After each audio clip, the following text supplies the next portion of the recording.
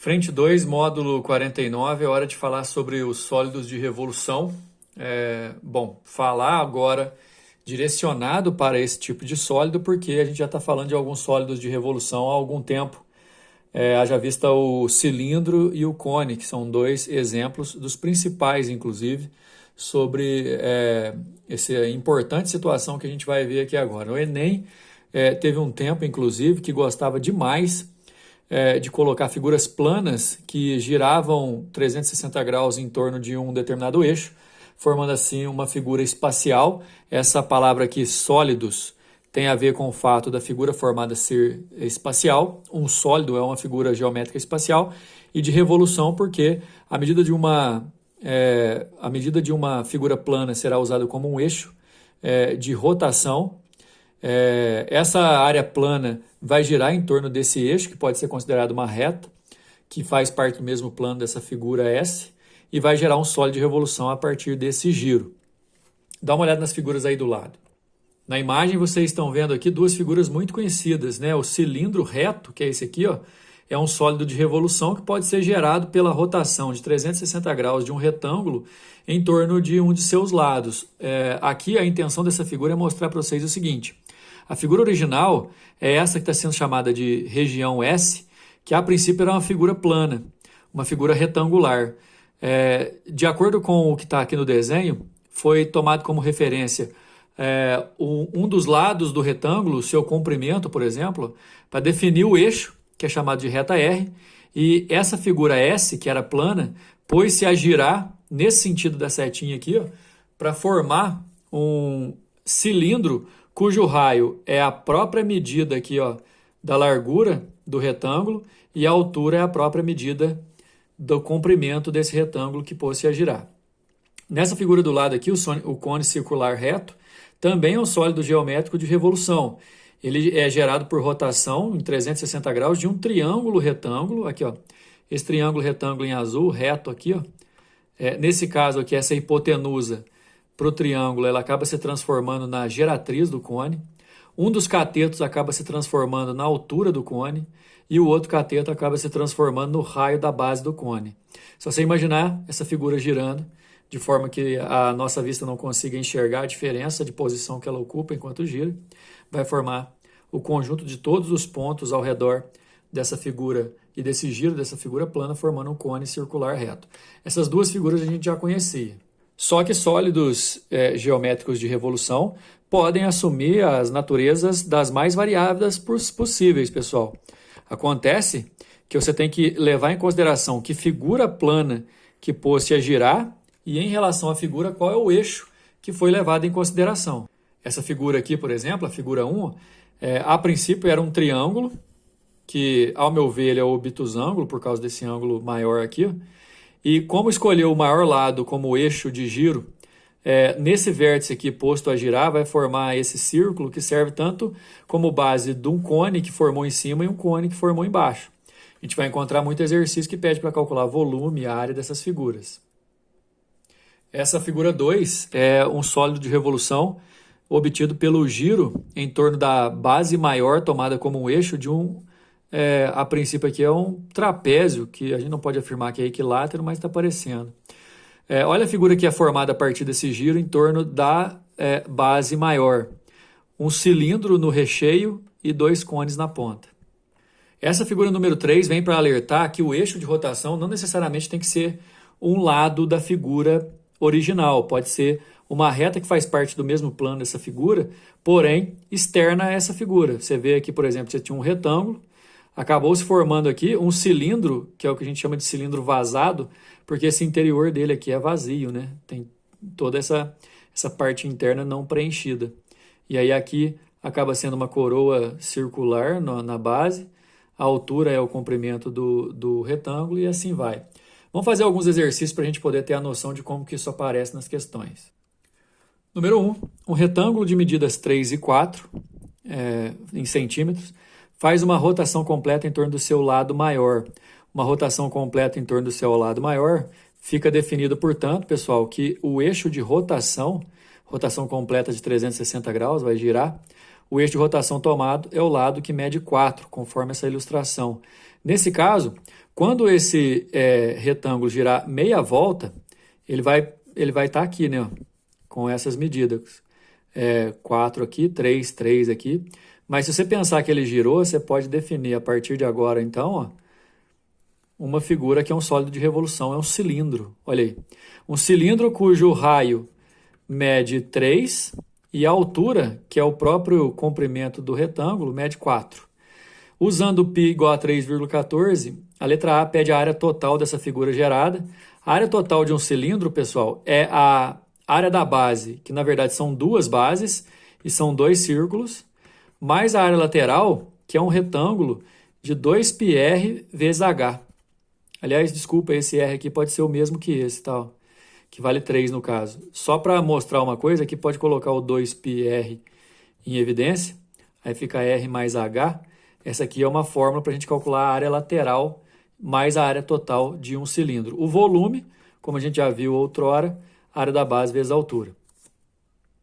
A figura da resolução, um pouquinho melhor do que a minha.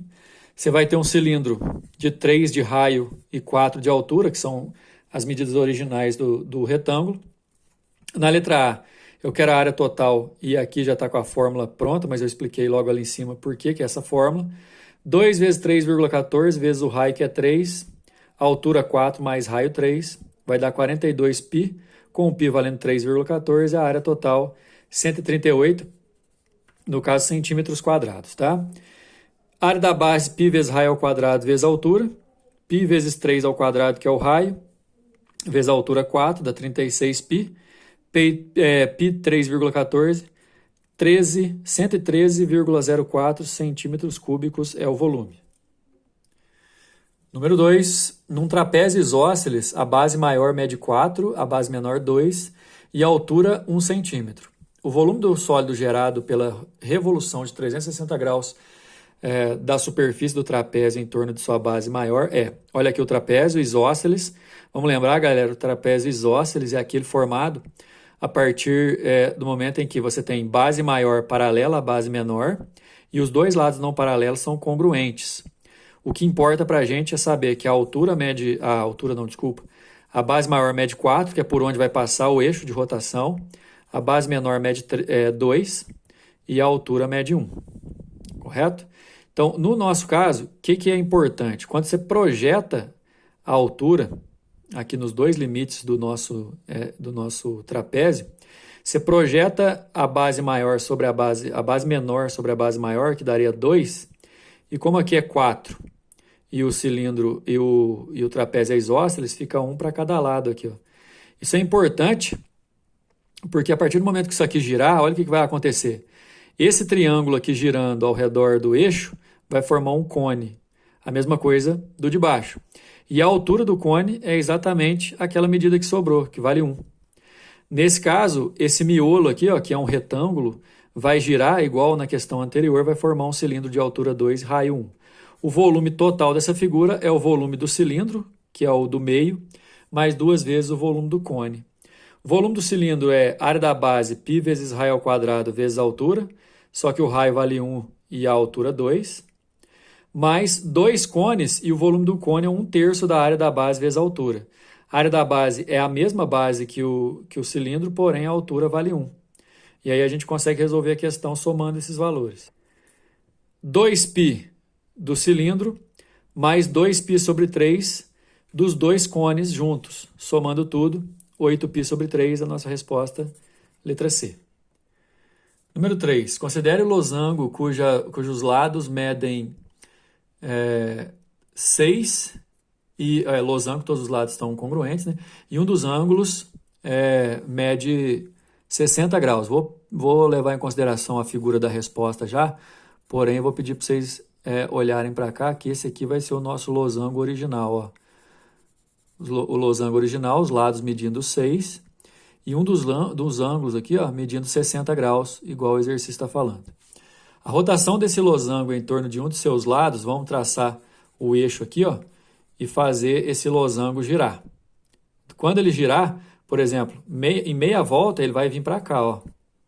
Em meia volta ele vem para cá. Mas aí você pode completar o giro, formando, por exemplo, aqui embaixo um cone vazio, aqui em cima um cone cheio e aqui no meio um cilindro. E o exercício vai perguntar o volume dessa figura.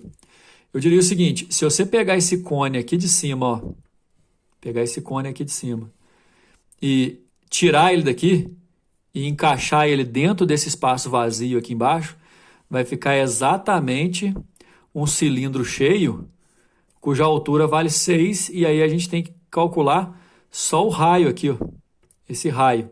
E esse raio vai sair quando a gente calcular, aqui o R, ó, o seno de 60. Seno de 60 é raiz de 3 sobre 2, que é igual ao cateto oposto sobre a hipotenusa aqui, ó. Então o raio vai valer 3 raiz de 3. Daí a parte mais importante é você entender que nessa rotação aqui, ó, olha aqui o losango original, aqui o raio do cilindro formado, eu usei triângulo retângulo aqui, o seno de 60 R sobre 6. Esse cilindro, esse cone aqui de baixo, pessoal, ele é vazio, você tem que imaginar que dá para colocar o lápis aqui por baixo, ou então tirar esse cone aqui de cima e encaixar ele aqui embaixo, formando um cilindro inteiro, perfeitamente. Fazendo, no caso, o volume desse cilindro e o raio valendo 3 raiz de 3. Aqui tá, eu acho que está complicando, né? Mas vamos lá. É a área da base, que é π vezes raio ao quadrado, vezes a altura, que no caso é 6. Esse volume vai dar, aqui vai dar 27, 3 raiz de 3 ao quadrado dá 9 vezes 3, 27. 27 vezes 6 dá 162, 162 π centímetros cúbicos. A resposta é a letra B. Número 4, na figura ABCD é um retângulo, sendo BC, BE e EA igual a R. Epa, peraí.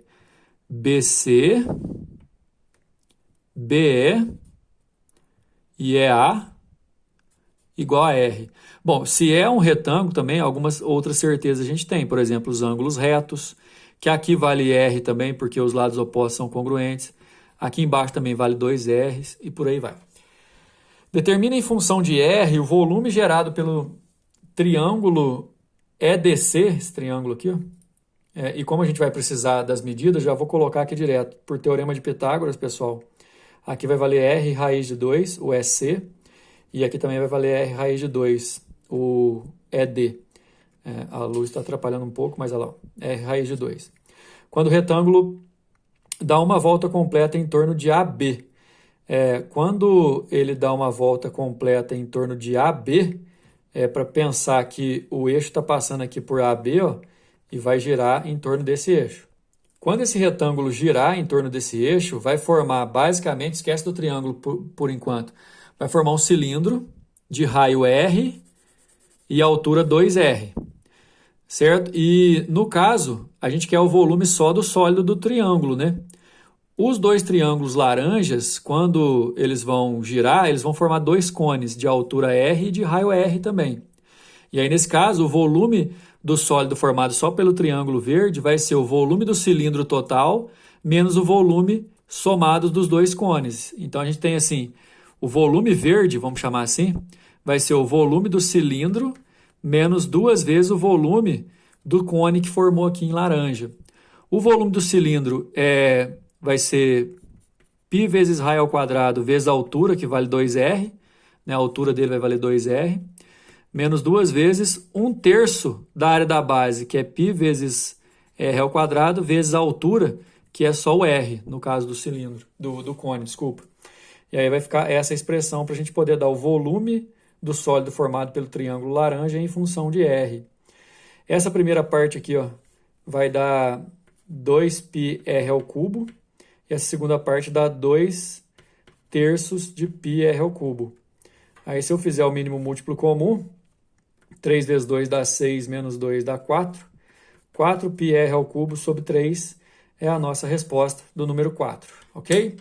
Próxima aula a gente vai falar um pouco sobre alguns postulados da geometria que vão completar as principais ideias que inclusive a gente já está usando. Valeu!